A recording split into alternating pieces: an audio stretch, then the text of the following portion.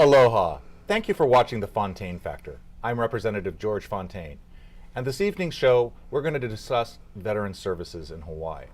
This is a huge issue because we have a segment of our population who have served honorably for their country and have returned home with a variety of different kinds of issues. Homelessness, mental illness, substance abuse, all of these things play into factors with veterans who have gone, and some of them making the ultimate sacrifice by losing either their life or losing their limbs and their ability to work. We have two phenomenal guests on the show today. I'd like to introduce Mr. Ron Hahn, the Director of Office of Veteran Services. Thank you for very coming. much, Representative, for having us. And Mr. Robert Kent. He's a Veteran Services Officer, American Legion, and Vice Commander of Disabled American Veterans. Thank you. Thank you for both coming in. Thank you, sir. So, Ron, I think we should maybe start with you. Maybe you can tell us a little bit about what the Office of Veteran Services does. Great. And first and foremost, thank you very much for the gracious invite to be here today and to talk about veterans issues and for all your support. Veterans Services involves a couple of main factors. One is to help out veterans and their families, military members, with benefits and entitlements. The other portion of it is a cemetery arm. We work in partnership with the counties, helping out with the state veteran cemeteries. So there's 8 of them throughout the state. And then we get involved in legislative affairs. We get involved in a lot of different specific topics that veterans have through the Veteran Service Organization. So that, in a nutshell, Representative, are the things that we kind of get involved with. Okay. And Robert, you work with the American Legion and Disabled American Veterans. Maybe you could explain for the audience and to me what exactly your organizations do. Okay, with the American Legion, I'm the Veteran Service Officer for Tripler. And what I do is when the veterans come in and they want to put in for benefits, I help them fill out the paperwork so that they can get their benefits. And the way I do it is I talk to them and I find out what kind of medical records they have when they was in the military. And then once they get their medical records that was in the military and what disabilities they have on the medical records, I put that down on the paperwork to fill it in and turn it into the VA so that they get their benefits. And then it takes quite a long time to get benefits, but they have a new system now. It's called New Processing Development System, which is a complete claims. The complete claims means that if you've got all of your medical records showing your disability and put in your claim with that, then it doesn't take as long to get the benefits paid for. It's troubling that it seems like it takes so much time, with automation in terms of the way it is. It seems like, all those records should be just readily available in a computer database, and a person can walk in the door and sign a form and start being able to get benefits right away. But you're saying it actually takes a lot of time? It does take a lot of time because they don't have everything in the computers yet. It hasn't been automated because they don't have enough people to take the exact program that they have and put it into the computer. It takes time to do that, and they haven't done all that yet. But, I would just say, not interrupt Bob, but he's absolutely right. There's so many different intricacies, right. And then the volume piece of it with the drawdown of Iraq in 2011 and Afghanistan coming up in 2014, purportedly in the next 5 years, 1 million military members are transitioning to veteran status. So there's even more claims coming through the pipe right now. And Bob and his team, they do a very, very fantastic job of reaching out and touching veterans. The Office of Veteran Services, we have the same thing too, Representative, as you all know. Mm-hmm. We have representatives on Maui and the Big Island of Hawaii. We also have representatives on Kauai, and we do outreach to Molokai and Lanai as well as having a dedicated force here on Oahu. But you're absolutely right. We have to look at automating the process, finding ways to streamline and link. There are some states that are doing that now, and I would advocate. We're looking into that with the Office of Veteran Services, with a brand new website that's come online and to build to that. So. Yeah, and there's another thing that caused the delay when General Shinseki became the Veterans Affairs Secretary. He introduced Agent Orange for the Vietnam veterans, and this Agent Orange has been backlogged for so long that it just takes a long time for the process to get through for the people who's got prostate cancer, has got diabetes, has got skin cancer, and all these different things that was related to Agent Orange when we was in Vietnam. Well, I think it's just troubling that, what are these folks are going to do in the interim while they're waiting for these benefits to kick in? If they are not able to work or they're disabled, what happens? I mean, it's like, so they wait this long period of time to get their benefits. That's it. It's just like too bad. Well, when they do get their benefits, they will get a retroactive back to the day that they put the benefits. But that doesn't help you when you've got to put food in your mouth every day. That's true. That's true. Maybe, Ron, you can answer this question. What is the scope of veterans issues in the state of Hawaii? I mean, how many veterans are out there? And how many of them, I mean, I don't know, maybe you don't have this number, but how many are in need of help? Right. There's about 120,000 estimate of veterans in the state of Hawaii. We get that off of the Veterans Affairs state summaries that they published every year, and it's growing, Representative, as you all know. There's a lot more folks that are entering into the veteran status. And we also serve, there's about 50,000 active duty military members that are here. And so they also contribute to those pieces, because eventually, at some point in time when they separate or they retire, they're also going to be a veteran. They may stay in Hawaii. They may also go to their home of residence. And so the scope of that on every island, they've got a little bit of different kind of things happening out there. And we're very fortunate that we have these veterans organizations on every island called, on your island, Maui Veterans Council. Mm-hmm. And it's headed by a very strong group of veterans that are serving many different organizations. And so they try to do outreach. They try to get the pulse of what the veterans are going through. They try to bring that to the table. And is it Paul Lobb? It is Paul Lobb. Paul Lobb and his folks, Mike Kovich, Mitch Skagerberg. They've got folks like Lloyd Sotatani, Chelsea Ann Fernandez. There's a lot of folks that are tied into that. And then they upgrade or they elevate information up to the advisory board that was set up by the governor for veterans. And then in turn, they meet and they try to address those kind of issues. The same occurs on the neighboring islands as well as here on Oahu.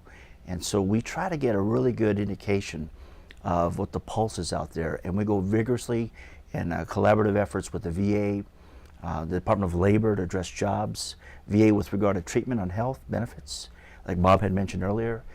We also engage Housing Urban Development, HUD, with something called HUD-VASH vouchers, where they try to go and help out homeless veterans. The interagency council that the governor has set up to work on homeless. I know you do a lot of things on Maui as well, help out the homeless, and so they all come together. Well, that's the real key, is that if the support arm is there, which it sounds like it is, it's the next step of actually getting that support arm to the client. And one of the things that we've done with our group in South Maui, our Halikaukau Homeless Task Force, is to invite folks to come in, because Halikaukau provides a hot meal 365 days a year. That's great. So folks that are there, veterans as well, because many of them are disabled vets who are self-medicating and drinking to deal with an issue. Post-traumatic stress. Exactly, and we're going to talk about that in a moment. But the whole idea is that while they're eating their meal, folks can be talking with them and finding out what kinds of services they need. That's and great. Then try to plug them in. Yeah. And I think that's the effort going forward that we need to do. It needs to be one-on-one. So we can put the computers in, and we can do all of this stuff. Yeah. But if we're not going out there and doing the essential outreach into the community itself and connecting the folks with the folks that need to be connected to, then we have this issue. Now, Robert, you were mentioning about post-traumatic stress syndrome. This is a problem that's, I think, always been there, but it's not something that we've really taken notice of or really realized until, I think, within the last, 10 years? 10 years, yes. Because before, it was like if you had issues about, or guilt or whatever that you had in terms of dealing with post-traumatic stress syndrome, you were frowned upon. I know when I was in the police department, it was like that. If you had an issue with something that bothered you about a case, same thing with a veteran who has perhaps guilt or something along the line from maybe a buddy who got killed and they didn't. that you were told basically suck it up, you're a man, you should tough it through, not realizing the kind of damage that occurs if it's not properly treated. So Robert, maybe you can talk a little bit about that. Well, on post-traumatic stress, I had it when I came back from Vietnam, and I could not go to sleep without having a pistol underneath my pillow for about 6 months. And I live in Wahiawa, right next to the East Range, and at nighttime they had those maneuvers there where they had the machine guns and artillery simulators going off, and I actually turned my bed upside down and was running around hollering incoming and scared my children and scared my wife. And everybody was crying in the house, and finally I would wake up and find out what's going on. But today, we've got these soldiers and Marines that's going back and forth to Iraq and Afghanistan so many times, like 4, 5, 6 tours that they've taken. When they come back, they're so used to having a weapon in their hands all the time. When they come back over here, they don't have a weapon in their hands. They don't know what to do. And the suicide rate of these veterans is higher than the rate of that's been killed in Iraq and Afghanistan. And I gave your assistant the information on that. That's how many suicides is being committed. And I had a friend of mine that was in the CID, and he investigated these suicides at Schofield Barracks.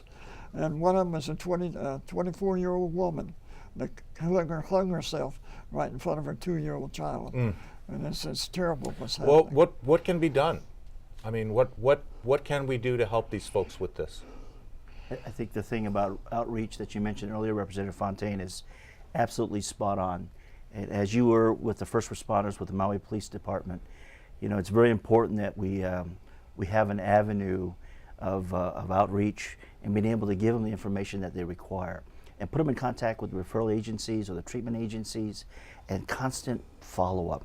Just like Bob had said, the vigilance piece of it, everybody's affected by it a little bit differently. Yes. We've gone to graduations at the with the post-traumatic rehab and recovery program up at Tripler, and they are still putting people from Vietnam in those programs, 50 plus years later.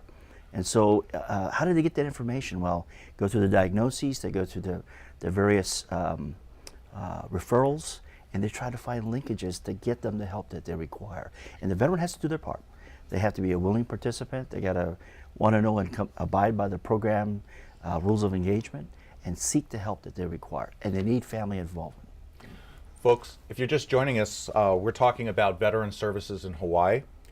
We have Ron Hahn, the Director of Office of Veteran Services, and Mr. Robert Kent, a Veteran Services Officer with the American Legion and Vice Commander of the Disabled American Veterans. So thank you for joining us. Ron, getting back to your discussion about that, is there work being done in terms of, with the suicide prevention and the post-traumatic stress syndrome? Because not all veterans may necessarily be going to a veteran services doctor, for example. That's correct. So there has to be more outreach, I would think, within the broad-based medical community to having, general practitioners. Absolutely. Who, maybe the vet comes in with a cold, but then he notices some issues. There's got to be questions that have to be asked if they suspect, and then be able to do that referral. So do your folks' organization look at that in terms of providing a broader based education to all physicians, so that, especially emergency room doctors, so that they can recognize these symptoms and know where they can go to get this person the help they need? Well, I can tell you about the 25th Division. They have the chaplains, and the chaplains, they have to, when they come back, they have to go to, they're ordered to go before the chaplains, and the chaplain deals with this issue of post-traumatic stress. And he tries to find out the men and women that has it, and then he refers them to the psychiatrist at Tripler or at wherever they might have a psychiatrist that can take care of this. Well, my concern would be, though, not everybody exhibits symptoms of this immediately upon discharge. It's something that can culminate over years. Yes. I've seen it before. I mean, where somebody can successfully bury the garbage, so to speak, and then after a number of years or a specific event happens in the outside world, then all of a sudden all of that comes boom, and that's what we want to make sure is that we have in place that it's recognized. And I think there has been more and more information out there about it. But there's a lot more partnerships, with the community, the civilian caregivers, with the state, the county piece of it, as well as with the federal piece. And so they're doing a lot more because of the heightened awareness of issues. Bob mentioned about the suicide rate, and you're spot on target. There's more that can be done. They're trying to increase, I know, up at Tripler on the VA side to take on more so they can handle more folks to treat up there. Right now they're at a capacity level where they can only run through one set of those who require PTSD treatment. They need more capability, and they're trying to build more facilities in regard to that. So, Robert, you're a part of this group with the American Legion, and I remember as a kid growing up, the American Legion. We saw them in parades and the Veterans of Foreign Wars and all of that. But from what I'm seeing from the membership now, it seems more of an older generation that's more involved with the group. Am I wrong? I mean, it seems like it's a older generation, and that the newer veterans that are coming back don't seem to be, and it would seem like the American Legion would be a great outreach group for folks who have been through similar situations to meet regularly or get together with their families and kind of bond. But it doesn't seem like, is that happening? Well, no, that's not happening right now, because the young people that's coming back, they're trying to get a job. And if they've been medically retired from the military, to get a job is very difficult. They will put in their application for a job. I had one man that had a master's degree, and he's homeless right now because he was medically retired, and he cannot get a job because they think that he has post-traumatic stress and he's going to go berserk and maybe kill somebody, So this is one of the problems. The American Legion, we've tried to get the younger people involved, same way with the disabled American veterans. We try to get as many of the young people involved, but how to reach them. We have not had the communications yet, how to reach those young people. And seems like the computers and iPods and things like this is the way to reach them. But us old people, we don't have the knowledge how to do that, right. I'd say. Well, and we had kind of almost a generation skip before we went into these new wars. Right. I mean, we've always had conflicts that have broken out between, we went from the Vietnam War basically now into Iraq and Afghanistan, so there's quite a span, so you don't have that, you have a generational skipping like that, then of course there are different type of young people. They have they talk about the baby boomers and the Generation X and the Generation Y, and they all have different thought processes in terms of what they feel they need and what they want to deal with. Well, there's another issue that I'd like to deal with, and that is the wives of the men that's got post-traumatic stress. These wives do not know how to deal with the husbands that's got post-traumatic stress. And a lot of times within the military, they have these wives clubs that get together, and they will talk about what's happening with their husbands and how they're reacting and everything. And I think the wives need to have some kind of a organization where they can also deal with what's going on with the military people. It's very difficult for them. It's a good connection. Bob brings up to Representative about how do we reach out, how do we touch them. We just Governor Abercrombie would just launch a Hawaii of Network of Care website, and it's completely different from what we've had before. The old one, retrieval only, dated information. The new one now has interactive. You can actually contact, one of your questions dealt with how these people get help, PTSD. Well, there's PTSD hotlines. They can talk to coaches 24/7, 365. There's a suicide hotline that links into that. The other interactive piece of it is you can actually store some of the hard copy documents online in a secure mode. I get a call every week. I can't find my spouse's specialized forms, and I needed to put in for VA benefits and or they died. And we're looking for burial benefits. And so this network of care website launches all those things and much more. It also, I had a veteran at the Club 100, 100 Infantry Battalion Veterans Association. That's where we launched the website at. And he was online and basically said, hey, I'll never use this website. He's in his 90s, late 90s, almost 100. But he did say, my son and my daughter will, and they will help me. And so that linkage is absolutely there with the family. Whatever we do, we've got to find a way to mechanize the family links into it so they can help the veteran. Exactly what Bob said, to get them where they can be more involved, especially this high technological advance. You can't apply for a state job or a federal job unless you go online now. Right. So we're trying to prep the workforce, the veterans, so forth, to be ready to meet those challenges, to go with automated claims, to go with other related things. And we can't do that if we still kind of perfect what's happening with the backlogs and other manual ways of doing things. And they can also get go online for e-benefits and find out what benefits they have available. Exactly right, Bob. You brought up you brought up an interesting point about this first lieutenant or lieutenant that was denied a job because of his medical discharge.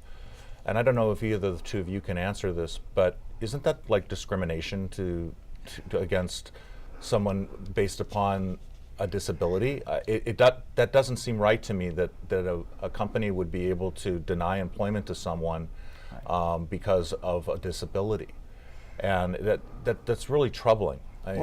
Whenever you put in an application, they can deny an application and hire somebody else just by looking at that application. They see that this man, he was in the military for 12 years. He was a first lieutenant. He got a medical discharge. Well, they don't want somebody with a medical discharge, so they hire somebody that's not in the military. But that it's I know it's discrimination. I would just add that there's absolute labor rules that take effect of that. We have a Department of Labor, Veterans Education and Training Services, headed by Ann Greenlee, and her staff look specifically in those kind of potential violations. They call it USERRA laws, where they actually leave an employer because they have active duty orders to go to combat. Right. They come back, they don't have a job, and so we have a vetted process to be able to link into that. But normally, it's a case-by-case representative. Bob will tell you, and the many veterans that come up and talk to us every day, we look at each case, we look at the facts involved with it, and then we try to put them into the right agencies to go and try to fight for them. Get what they need. So because we have HIPAA laws that protect medical records from there's privacy with your medical records, and you can't you can't ask personal medical questions of folks that's protected. So what I'm concerned about and what I'm hearing, and I hope folks, if any of you are veterans out there and watching our show, will contact, I don't know, should they contact your Veteran Services office and ask them for assistance with this? Because, as veterans, I mean, if anyone we should be giving employment preference to is veterans, because of the sacrifice that they've made. And it just seems to me that that's not possible that we would have veterans being denied because of some disability. That's like saying, well, we're not going to hire you because you're in a wheelchair. If the person is capable of doing the job, why are we discriminating? Yeah, I couldn't agree with you more. And he's living proof of it. Most experienced, most disciplined are our veterans, and they come in the workforce. Plus, the employers can get tax incentives, tax credits for hiring veterans, disabled veterans. So everybody it'd be a win-win-win for everyone. And you give the veteran an opportunity. And there are veteran employers that are out there that are very veteran friendly.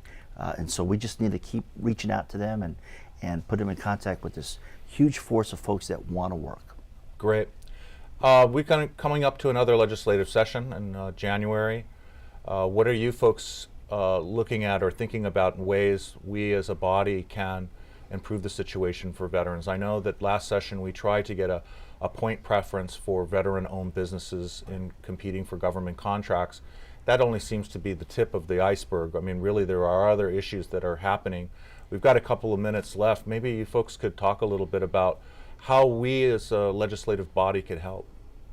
I know one of the big things for us, Representative, is trying to grow another veteran state home.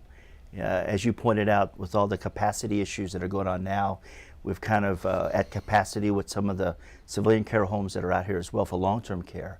And we only have one on Hilo, on the Big Island, that has a 95-bed capacity. It's always between 90-95% and higher at capacity. So the shortfall is about 173 beds.